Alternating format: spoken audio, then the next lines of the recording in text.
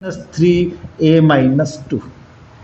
हाँ अजय, अजय चलिए, शायद अपना अगला वीडियो शुरू हो गया है। तो इस प्रकार से हम रो का विमीय सूत्र भी निकाल चुके हैं। किससे? आर के विमीय सूत्र में केवल हमने क्या किया, लंबाई का गुणा कर दिया, एल का मल्टीपल कर दिया, दूसरा पार्ट शुरू हो गया शायद, है ना। चलिए, अब हम बात करें प्रतिरोध के लिए, या प्रतिरोध धारा के मान, धारा को कंट्रोल करने के लिए हम क्या करते हैं, प्रतिरोध रजिस्टर्स बनाते हैं। ये रजिस्टर्स मिश्र धातुओं के बने होते हैं, क्योंकि मिश्र धातुओं में एक स्पेशल प्रकृति होती है। जैसे अभी अपन ने देखा कि प्रतिरोध का मान क्या, ताप पर निर्भर करता है, ताप बढ़ाने पर टेम्परेचर T। यदि हम धातुओं की बात करें तो धातुओं का प्रतिरोध ताप गुणांक धनात्मक होता है, अर्थात ताप बढ़ाएंगे तो उसका विशिष्ट प्रतिरोध बढ़ जाएगा। इस प्रकार से एक नियत नहीं रहता है। पर हम कुछ स्पेशल मिश्र धातुएं लें, जैसे हम नाइक्रोम लें जो कि निकल, लोहा और क्रोमियम की मिश्र धातु होती है, तो उसका जो प्रतिरोध ताप गुणांक होता है वो धनात्मक नहीं होता, लगभग बहुत कम होता है या शून्य होता है। अर्थात वो आप उसमें इस नाइक्रोम के वायर में से करंट निरंतर बहाते चले जाओ, ताप भले ही बढ़ेगा पर उसका प्रतिरोध उस अनुपात में नहीं बढ़ेगा, नियत रहेगा। इसलिए इस प्रकार के मिश्र धातुओं को हम क्या करते हैं, धारा नियंत्रक के रूप में यूज करते हैं, प्रतिरोध लगाने के लिए यूज करते हैं। नाइक्रोम है, मैग्नीन है, कांस्टेडन है, इस प्रकार से। पर ये जो प्रतिरोध प्रोवाइड होते हैं ये कोई ज़्यादा उच्च कोटि के नहीं होते। इनका जो कोटि होती है बस 100 ओम तक की इनकी रेंज है। ये 100 ओम तक प्रतिरोध दे सकते हैं, अर्थात 100 ओम तक के प्रतिरोध हम मिश्र धातुओं से बना सकते हैं। परंतु यदि हमें ज़्यादा उच्च मान प्रतिरोध वाले प्रतिरोध रजिस्टर से बनाने हैं तो इसके लिए कार्बन के प्रतिरोध यूज करते हैं। तो अब हम कार्बन प्रतिरोध की बात करें।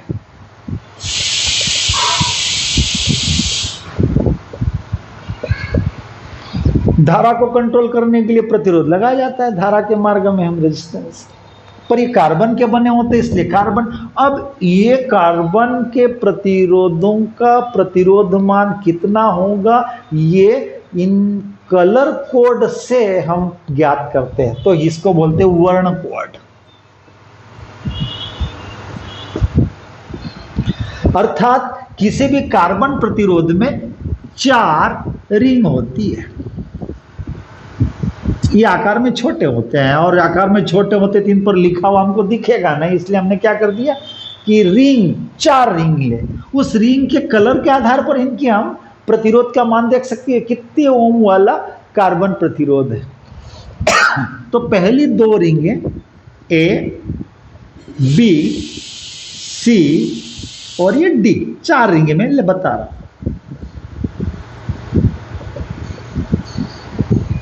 ठीक है, पहली 2 रिंगों से, यस, इन 2 से हमें प्रतिरोध के सार्थक अंक का पता चलता है। इन 2 रिंगों के कलर से हमें क्या पता चलेगा, सार्थक ओम का सार्थक अंक का पता चलेगा। सी से हमें इन 2 से सार्थक अंक, रिंग सी, तीसरी रिंग के कलर से हमें दशमलव गुणक का पता चलेगा कि दशमलव कहाँ आएगा। 10 की घात 1, 0, जैसे जैसे हम 10 की घात 1 का गुणा करेंगे, दाही की कोटि की संख्या होगी 10 की घात 2 का गुणा करेंगे, प्रतिरोध सैकड़े वाला होगा 10 की घात, ये डेसिमल मल्टीपल दशमलव गुणक का होगा। और डी, चूंकि हम जब किसी भी चीज को नापते हैं तो नापने में थोड़ी तो अनसर्टेनिटी होती है, अनिश्चितता होती है। गुड़ लेने गए 1 किलो था, 1 किलो 5 ग्राम भी हो सकता है और थोड़ा सा कम भी हो सकता है। वो जो थोड़ा बहुत चलता है, हो जाता है ना, अनुमेय त्रुटि जिसको हम बोलते हैं। तो वो एरर को दर्शाने वाला कि थोड़ा बहुत विचलन, जिसको हम कह सकते हैं विचरण, आर में परसेंटेज विचरण, विचरण कितना प्रतिशत में, तो ये डी रिंग क्या करेगी, विचरण का परसेंटेज बताएगी। तो कितनी रिंगें हुई, 4। पहली 2 रिंगें प्रतिरोध के मान के लिए, प्रतिरोध के मान में सार्थक अंक दे देगी। दूसरा सी दशमलव गुणक का निर्धारण करेगी। डी उस आर के मान में परसेंटेज में कितनी त्रुटि है विचरण को दर्शाएगी। इस प्रकार से कार्बन वर्ण कोड है। अब यहां पर ध्यान देना कि सर कलर तो बहुत सारे हैं, तो आपको कलर कोड में कौन सा कलर किस चीज को, जिस प्रकार से हम ट्रैफिक सिग्नल देखते हैं 3 होते हैं, रेड, येलो और ग्रीन, बस वहां पर लिखा नहीं होता कि हाँ बस अब आप जाओ, ऐसा लिखा नहीं रहता। हमें ग्रीन सिग्नल है मतलब हमारे लिए जाने की अनुमति है, रेड है मतलब रुकना है। तो ये क्या है, ये सिग्नल संकेत है और उसका अर्थ कुछ अलग होता है। ठीक इसी प्रकार से हम यहाँ पर 10 कलर ले रहे हैं, उसको याद करना हो तो याद करें आप, B Roy of Great Britain has very good wife. देखो याद कर लिया, बीबी रॉय एक शख्स है, of Great Britain, has very good wife. बस सार्थक अंक में बी फॉर ब्लैक ना, brown, red, orange, yellow, green, blue, violet, grey and white. ये यदि सार्थक अंक की बात करें तो 0 से शुरू करेंगे, बस गिनती शुरू हो गई हमारी, 0 1 2 3 4 5 6 7 8 9 हो गए 10। ये सार्थक अंक वाली बात है। कौन सी 2 रिंगें होगी, ए और बी रिंग के सार्थक अंक इससे होंगे। अब सी में होता है दशमलव गुणक, जो कि 10 की पावर की बात होगी। यहां पर दशमलव गुणक 10 की पावर 0। यदि तीसरी रिंग में ब्लैक कलर है, 10 power 1, 10 power 2, 10 power 3, 10 power 4, 10 power 5, 6, 7, 8 and 9। अब एक चौथी रिंग डी है जो विचरण परसेंटेज को बताती है, तो वो विचरण परसेंटेज इसमें तो ये डी रिंग इनमें तो चलेगी नहीं। अब आप कहोगे कि सर नीचे चलने, तो 3 कलर होते हैं, एक गोल्डन, सिल्वर और नो कलर। यदि गोल्डन है तो हमारे द्वारा जो टोटल कैलकुलेशन वर्ण कोड कलर को देख के किया जाता है, वो थोड़ा बहुत कम ज़्यादा हो सकता है। उसके द्वारा माप हम बोलते 4500 का है, पर उसमें 5% प्रतिरोध कम ज़्यादा लगा सकता है। तो गोल्डन के लिए कितना विचरण है, 5%, सिल्वर के लिए 10% और कोई कलर नहीं हो तो उसके लिए 20% है। अब ये नहीं आ रहा है ना, हाँ ठीक है। तो यहां पर वापस मैं बता दूं कि जो डी रिंग के लिए, ये कौन सी रिंग के लिए, 3 रिंगों के लिए तो हो गया, पर डी रिंग के लिए हम आखिरी में 3 कलर देखेंगे। एक होता है गोल्डन, दूसरा होता है सिल्वर और तीसरा होता है नो कलर, कोई कलर नहीं। तो गोल्डन, यदि डी रिंग पे गोल्डन कलर है तो समझ जाना कि आर का मान 5% कम ज़्यादा हो सकता है, लगा सकता है वो, इसमें 10% और इसमें 20%। इस प्रकार से कार्बन वर्ण कोड हो चुका है। अब मैं यहाँ पर कह दूं कि एक रिंग है, एक थोड़ी देर के लिए हम बात करें, यहाँ भी आ रहे हैं, यहाँ भी आ रहे हैं, यहाँ येलो है और यहाँ थोड़ी देर के लिए गोल्डन कलर है। एक कार्बन लिया हमने उदाहरण के तौर पर, यहाँ पर भी लाल कलर है, बी रिंग पर भी लाल कलर है, सी रिंग पर येलो कलर है और डी रिंग पर गोल्डन है। समझ में आ गया? अब जो रेड है वो क्या होगा, पहला सार्थक अंक यहां पर क्या लिखूंगा कि प्रतिरोध की गणना कीजिए। ये ए रिंग पर है, ये बी रिंग पर है, ये सी रिंग पर है और ये डी रिंग पर है। तो क्या प्रतिरोध कितना होगा, चलिए R के लिए कितना हुआ 2, फिर दूसरा भी R है तो दूसरा सार्थक अंक कितना आ गया 2। दाई वाली चीजें तो हमें पता हो गई। अब येलो कलर है, येलो कलर का मतलब समझ गए ना आप, 10 की घात तीसरी रिंग पर क्या हो जाएगा 10 की घात 4। ये हो गया साहब आपका, क्या हुआ 22 गुणित 10 की घात 4 ओम उस कार्बन प्रतिरोध का मान है। कार्बन प्रतिरोध में प्रतिरोध कितना लगा रहा है, उसकी कैपेसिटी कितनी, इतना प्रतिरोध दे रहा है वो, है ना। अब चूंकि आखिरी में कितना है, चूंकि ये बहुत बड़ी राशि है, तो इसमें गोल्डन कलर है तो ये 5% कम ज्यादा कर सकता है। इस प्रकार से हम कार्बन वर्णक्रोध की बात भी कर चुके हैं, समझ गए। और एक आप उदाहरण ले सकते हो, जैसे कार्बन वर्णक्रोध में पहली रिंग में थोड़ी देर के लिए कौन सा कलर आ गया, येलो आ गया, येलो कलर आ गया। दूसरी रिंग में रेड कलर आ गया, तीसरी रिंग में भी रेड कलर आ गया, और चौथी रिंग में कह सकते हैं गोल्डन सिल्वर कलर आ गया। तो चलिए ये 2 डिजिट तैयार हो गए हमारे, येलो 4, फिर रेड 2, तो 4 2 42 तो आज गया हमारा, फिर रेड, समझ गए। तो ये क्या होगा, तीसरी रिंग क्या होगी डेसिमल 10 की पावर 2, बस टोटल कितना ओम हो गया 4200 ओम हो चुका है। और सिल्वर कलर है तो कितना विचरण हो सकता है, इसके द्वारा प्रोवाइड किए गए प्रतिरोध में 10% का विचरण हो सकता है। इस हिसाब से हम कार्बन वर्णक्रोध के टोटल प्रतिरोध, कार्बन प्रतिरोध के कुल प्रतिरोध को वर्णों के द्वारा आराम से ज्ञात कर सकते हैं और अंदाजा लगा सकते हैं कि इसका प्रतिरोध का मान कितना होगा।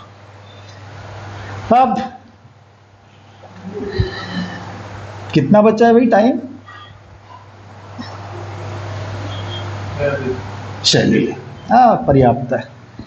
चलिए अब हम बात करें विद्युत शक्ति की। शक्ति किसे कहते हैं, विद्युत शक्ति के बजाय पहले शक्ति की बात करें। पावर, देखना कोई ज्यादा काम कर रहा है, कोई कम काम कर रहा है, समय समान है, तो कार्य कौन ज्यादा थकेगा, जो ज्यादा काम समान समय में, एक ने ज्यादा काम कर दिया एक ने कम काम कर दिया, तो किसने ताकत ज्यादा लगाई, समय एक जैसा दिया। पर एक डबल काम कर रहा है और एक सिंगल काम कर रहा है, तो स्वाभाविक है जिसने ज्यादा काम किया उसने शक्ति ज्यादा लगाई है। अभी हमने क्या किया, समय समान लिया है, कार्य की मात्रा को देखी। तो पावर किसके अनुक्रमानुपाती, वर्क के अनुक्रमानुपाती। अब दूसरा, दोनों काम समान कर रहे हैं पर एक कम समय में कर रहा है और एक ज्यादा समय में कर रहा है, तो हम किसको प्रीफर करेंगे, कम समय वाले। सीधी बात है, 2 लेडीज से कुएं से पानी खींच रही है, दोनों 10 लीटर पानी खींच रही है, पर एक लेडीज 5 लीटर वाले बाल्टी को लिया है, एक लेडीज ने 10 लीटर वाली बाल्टी को लिया है ना। आप ध्यान देना, एक साथ वो 1 सेकंड में दोनों या 1 मिनट में दोनों ला रही, तो बताओ किसने ज्यादा ताकत लगाई, जिसने काम ज्यादा किया, 10 लीटर पानी उसने ऊपर डिस्चार्ज करवाया है। ठीक है, तो शक्ति पी वर्क के अनुक्रमानुपाती और समय के। अब यदि दूसरे लेडीज से भी अपन 10 लीटर पानी की, हम क्या करें, काम दोनों बराबर करवाएं, ये भी 10 लीटर पानी और ये भी, तो जो 5 लीटर वाली बाल्टी से जो पानी खींच रही है वो 2 बाल्टी लाएगी तब 10 लीटर। तो हमने क्या किया, पानी की मात्रा बराबर, काम बराबर करवा रहे हैं, पर वो 1 मिनट में कर रही है और वो 2 मिनट में कर रही है, तो बताइए किसकी पावर कम है, 2 मिनट वाले की पावर कम है। बस P = W/T। इस प्रकार से यदि हम विज्ञान को, फिजिक्स को अपने सार्थक उदाहरणों के द्वारा सीखेंगे तो लगेगा कि फिजिक्स हम सीख रहे हैं, नहीं तो पढ़ रहे हैं। और मेरा ऐसा कहना है कि भैया पढ़ना बंद कर दो, सीखना शुरू कर दो, क्योंकि पढ़ने और सीखने में अंतर है। You are not reader, you are learner. जब आप अपने आप को सीखने वाला मानोगे नहीं, मैं सीखने की हैसियत से बैठा हूँ, बहुत मजा आएगा, क्योंकि पढ़ी हुई बात भूल जाते हैं, सीखी हुई बात ताउम्र याद रहती है। आपने साइकिल चलाना बचपन में थोड़े से बड़े हुए की सीख लिया था, 25 साल हो जाएंगे उसके बाद भी 25 साल तक आपने उस साइकिल को देखा नहीं, पर फिर आपकी मुसीबत आई और मोटरसाइकिल नहीं मिली, किसी रोज और साइकिल से आए, तो आप ये नहीं कहोगे सर इसको तो 25 साल हो गए मैं भूल गया, आप आराम से चलाओगे। क्यों? सीखी हुई है। समझ गए होंगे मेरा कहने का मतलब? सीखिए, सीखना शुरू कर दीजिए, है ना। भले हम कम मटेरियल को लें पर सीख के आगे बढ़े। और जब तक हम अपने मानस पटल में सोचेंगे नहीं, हाँ ये तो कह रहा है फिजिक्स में ऐसा कहा हुआ है, पर हमारा जो तार्किक आधार है वो भी उसकी बात के सीक्वेंस में चल रहा है कि हमारा माइंड उसका अपोज कर रहा है ना। कहीं कहीं आएगा, मैं बताऊंगा आपको कि फिजिक्स में कहीं कहीं हमको ऐसा लगता है कि नहीं ऐसा होना चाहिए, पर किताब में वैसा नहीं निकलता है। फिर हम सोचते हैं कि या तो हम गलत है या किताब गलत है, पर फिर पता चलता है कि नहीं, किताब भी अपनी जगह सही थे, हम भी सही थे, पर हमारे पास एक वो चीज़ नहीं हम ध्यान दे रहे थे, इसलिए ये हमारा जो उत्तर है, तार्किक उत्तर है, वो किताब के उत्तर से मैच नहीं खा रहा था। तो मज़ा आता है ना। और जो उस दिन बहुत बड़ी खुशी होती कि जो चीज़ हमको अनक्लियर थी, जिसकी वजह से हम किताब से असहमत थे, बाद में हम ही सोचते हैं और उसका कहीं ना कहीं से हमें राज का पता चल जाता है। तो वो जब राज का पता चलता है ना, तो वो आनंद ही कुछ और होता है। तो सीखना शुरू करें, मैं इसे अपेक्षा करता हूं। चलिए, P = W/T, हमने एक सिंपल परिभाषा रट ली थी, है ना। कार्य करने की दर को शक्ति कहते हैं, जबकि मैंने अभी बताया कि दो चीजों पर डिपेंड करता है, कौन ज्यादा ताकत लगा रहा है। दो व्यक्ति काम कर रहे हैं या दो मशीनें काम कर रही है, समय समान दिया, एक ने ज्यादा काम किया, वो इसकी ताकत ज्यादा है।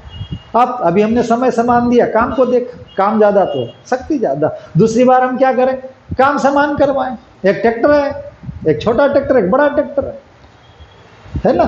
अब पूरे खेत की जुताई करवाना तो बड़ा ट्रैक्टर वो जल्दी आ जाएगा कंप्लीट करके, छोटा नहीं आ पाएगा। क्यों? समय ज्यादा, सर वो उसकी पावर कम है, क्योंकि वो ज्यादा समय लगता है, बस दैट्स ऑल। T के व्युत्क्रमानुपाती और W के अनुक्रमानुपाती हमने बराबर कर दिया। P = W/T।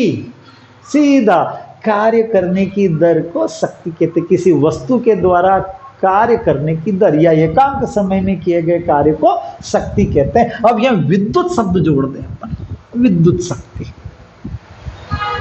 तो बिजली के द्वारा काम किया जाएगा, पावर। हम देखते हैं कि वाट कैसे क्या होता है। चलिए, यहां पर P = W/Q, यहां पर कार्य, यदि V वोल्टेज लगाया गया है, V वोल्ट, ये वोल्टेज कितना है V है, और Q आवेश, एकांक आवेश को यहां से यहां तक ले जाने में कितना काम करना पड़ता है, V जूल करना पड़ता है। पर Q आवेश को ले जाएं तो कितना काम होगा, चूंकि हम जानते हैं क्या, V = W/Q, अर्थात एक आवेश यहां से यहां जाएगा, एकांक आवेश आएगा तो कितना काम होगा, 1 वोल्ट, 1 जूल का होगा। पर हम Q ले जा रहे हैं तो क्या हो जाएगा, कार्य कितना होगा, QV/T। आपको पता है Q/T को हम क्या कहते हैं, तो P = VI, VIP, स्पेशल हो गए आप, VIP। यहां पर ध्यान रखना, पावर बराबर voltage multiplied by current, V.I। अब इसको आप और आगे भी बढ़ा सकते हो, यदि V को तोड़ोगे तो I., फिर VIR, तो I² हो जाएगा, ये P का मान हो गया, है ना। तो VI के पदों में भी हो गया, IR के पदों में भी हो गया, ठीक। अब और यदि केवल आप V और R के पदों में तोड़ना चाहो तो P = I बराबर क्या होता है, आपको पता है ना, I = V/R। तो इसको मैंने तोड़ दिया तो P = V/R, और V तो V²R, तीनों पदों में आ गया शक्ति। आप कहोगे सर P का मान VI के पदों में, P का मान IR के पदों में, P का मान VR के पदों में। याद रखिए आप, P = VI या VIP, VI = P, इस प्रकार से। अब यदि इसकी शक्ति का मात्रक आपको चाहिए, सूत्र तो हमने देख लिया, तो याद रखें ये 1 जूल कर दो और इसको 1 सेकंड कर दो, हो जाएगी 1 वाट। बस यदि किसी है ना मशीन के द्वारा 1 सेकंड में 1 जूल का कार्य किया जाता है तो उसकी शक्ति 1 वाट होगी। समझ गए ना, क्लियर हो गया ना, V, यस, 1 वाट। अब अब आप कहोगे सर शक्ति का मात्रक हम हार्स पावर भी यूज करते हैं, जैसे हमारे मोटर पंप है पानी खींचने के लिए हम यूज करते हैं, तो हार्स पावर एचपी लिखा होता है, हार्स पावर। तो 746 वाट हार्स पावर, अर्थात वाट को हमने क्या बोला, जूल प्रति सेकंड, अर्थात और 1 सेकंड में वो मोटर कितना जूल काम करती है, 746 जूल काम करती है। क्लियर हो गया, 746 वाट वाली शक्ति को अपन 1 हार्स पावर शक्ति कह सकते हैं। आगे एक और इसमें से मैं जुड़ी हुई बात कह दूं, होता है unit kilowatt hour, 1 kilowatt hour. बच्चे इसमें थोड़ा सा किस भौतिक राशि का मात्रक है, तो आप कहोगे सर किलोवाट शक्ति का मात्रक है। नहीं, जरा ध्यान देना, किलोवाट शक्ति है ये, किलोवाट मतलब शक्ति, पर उसमें आवर का गुणा कर दिया है, मतलब समय का गुणा कर दिया है, तो आप इसको क्या कहोगे, W/T और गुणित समय, है ना, ये शक्ति आया, गुणित आवर लिखा है ना, तो शक्ति गुणित समय, है ना। शक्ति को अपन क्या लिखेंगे, कार्य बटे समय बटे गुणित समय, समय से समय कट गया, ये कार्य का मात्रक हो, ये ऊर्जा का मात्रक हो गया। तो ये किसका मात्रक हुआ, किलोवाट आवर ऊर्जा का मात्रक है, समझ गए। अब 1 किलोवाट आवर का जूल में कितना मान होता है, तो आप देख सकते हो 1 kWh बराबर 10⁻³ है ना। वाट का मतलब, किलो को तो लिख दिया, वाट का मतलब जूल प्रति सेकंड। 1 घंटे में कितने सेकंड होते हैं, 3600 सेकंड होते हैं सेकंड, देखना। किलो वाट को मैंने बोल दिया जूल प्रति सेकंड, 3600 सेकंड से सेकंड कट गया। अब यहां पर कह सकते हो 3600 गुणित 10⁻³ जूल। अब आप चाहो तो इसको 36 या 3.6 यहां पर ले आओ, 10⁻6 जूल, 1 किलो वाट आवर है। और इसी को हम एक यूनिट कहते, विद्युत धारा का जब बिजली का बिल आता है तो बोले कितने यूनिट हमने बिजली जलाई है, तो ऊर्जा का मात्रक, किलोवाट आवर ऊर्जा का मात्रक है, और 1 किलोवाट आवर में कितने जूल होता है, 3.6 10⁻6 जूल होता है। तो ये विद्युत शक्ति हो गई है। अब अपन और थोड़ा सा, चूंकि ये सेकंड अपना राउंड चल रहा है, 36 मिनट का दूसरा लेक्चर है, तो समय चूंकि बचा हुआ है हमारे कैमरे की कैपेसिटी में, तो अपन एक और चैप्टर बढ़ा दें इसमें, प्रतिरोधों का संयोजन, बहुत छोटा है। एक होता है श्रेणी क्रम और एक होगा समांतर क्रम। सिंपल है, श्रेणी क्रम में हम प्रतिरोधों को, एक प्रतिरोध लिया, उसके दूसरे सिरे को अगले प्रतिरोध के पहले सिरे से जोड़ा, इस प्रकार से। हम यहाँ पर सहूलियत के लिए केवल कितने प्रतिरोध ले रहे हैं, 3 प्रतिरोध ले रहे हैं। अब यदि इसको अपन किसी बैटरी से जोड़े तो बताओ परिणामी प्रतिरोध कितना होगा, सम 1 का। इसका प्रतिरोध हमने मान लिया R1, इसका प्रतिरोध मान लिया R2, इसका प्रतिरोध मान लिया R3। तो ये 3 प्रतिरोधों का समूहन का तुल्य प्रतिरोध कितना होगा, हमें तुल्य प्रतिरोध या परिणामी प्रतिरोध R की बात करनी है। तो यहां से जैसे ही बैटरी से इसमें करंट बहेगा तो सब में करंट तो एक जैसा होगा, I इसमें भी बहेगा, इसमें बहेगा, सब में I बहेगा, है ना। नदी में पानी बह रहा है तो एक स्थान से जितना पानी बह रहा है वही नदी का पानी कम ज़्यादा नहीं हो रहा है अगली जगह पर, जहाँ पर है ना, और नदी के मार्ग में ज़्यादा कंकड़ पत्थर उठाव ज़्यादा है, प्रतिरोध ज़्यादा है, तो वहाँ पर पानी का लेवल ऊंचा हो जाता है, सीधी बात है। तो इसके सिरों पर उत्पन्न विभवांतर कितना होगा, V1 उतना है, पर यहाँ प्रतिरोध कम ज़्यादा हुआ तो उत्पन्न विभवांतर V2 और यहाँ होगा V3। तो क्लियर हुआ यहाँ पर। कुल विभवांतर कितना हो गया, यहां पर बैटरी के द्वारा इस सिरे से इस सिरे पर कुल विभवांतर V बराबर कितना हुआ, V1 plus V2 plus V3। यहां गिरावट, यहां गिरावट, यहां गिरावट, है ना। ये ऊंचा विभव है और इधर नीचा विभव होती है, इससे और लेवल ऊंचा और लेवल नीचा और लेवल नीचा, विभव में बढ़ोतरी होती जा रही है। तो कुल कितनी, एक बार यहाँ यहाँ यहाँ, ठीक है। विद्युत क्षेत्र की विपरीत दिशा में चले तो विभव प्रवणता धनात्मक होती है, और विद्युत क्षेत्र की दिशा में चले तो विभव प्रवणता ऋणात्मक होती है। हमने कल देखा था E is equal to minus delta V by delta L, है ना। चलिए V1, यहाँ पर V1 का मान कितना होगा, IR1 ओम के नियम से, IR2 ओम के नियम से, IR3, I कॉमन निकाल दो, R1 plus R2 plus R3 V आ गया।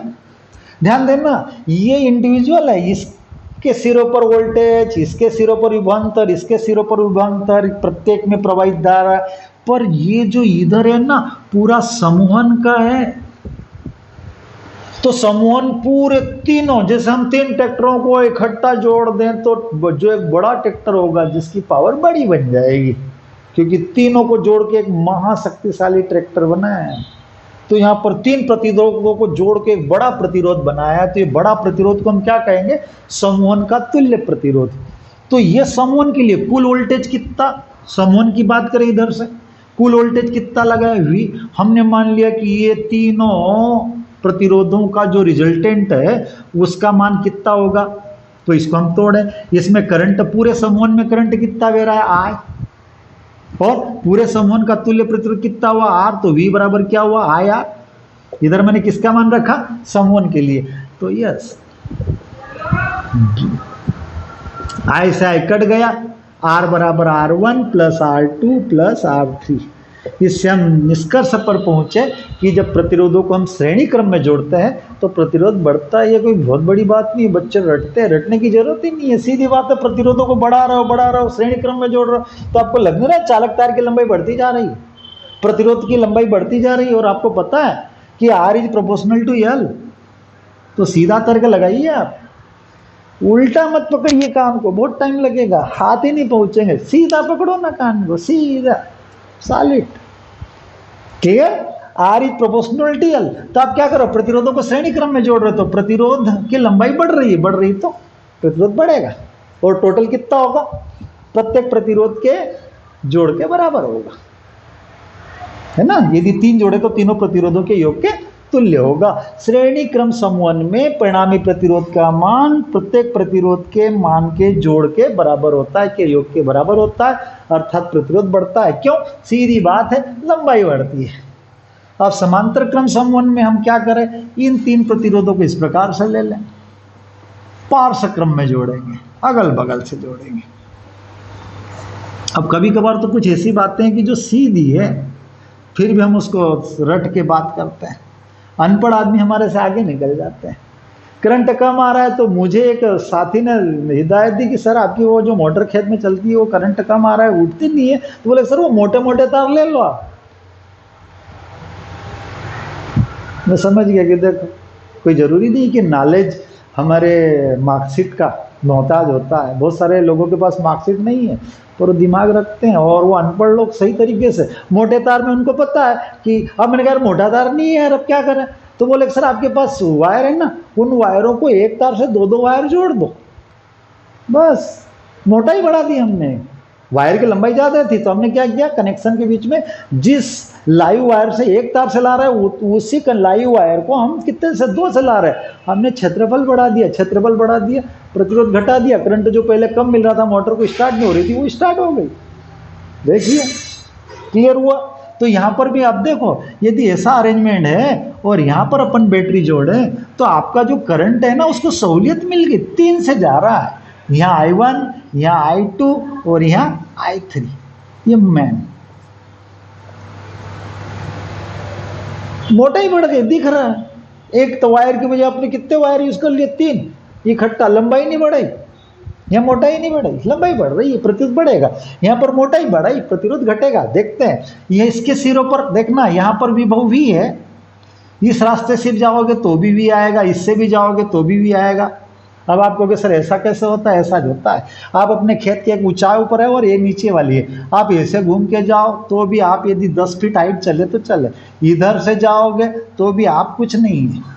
प्रारंभिक और अंतिम बिंदु की बात देख लो, यहाँ से यहाँ गए वो v, यहाँ से आए तो इतना नहीं, इस रास्ते से आए v, तो प्रत्येक प्रतिरोध के सिरों पर उत्पन्न विभवांतर V क्या होगा? समान होगा, प्रवाहित धारा का मान अलग अलग होगा। तो यहाँ I बराबर क्या होगा? I1 plus I2 plus I3।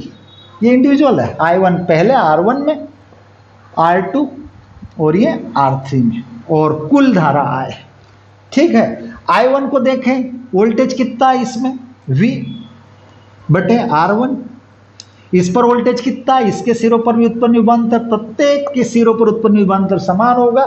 यहाँ प्रत्येक में प्रवाहित धारा समान होगी, दिख रहा है, कहीं दूसरा लीकेज है नहीं। करंट जो यहाँ से प्रवेश करेगा वो प्रत्येक में से उतना परिमाण में होगा, है ना। अब यहाँ पर धारा अलग अलग है, क्यों?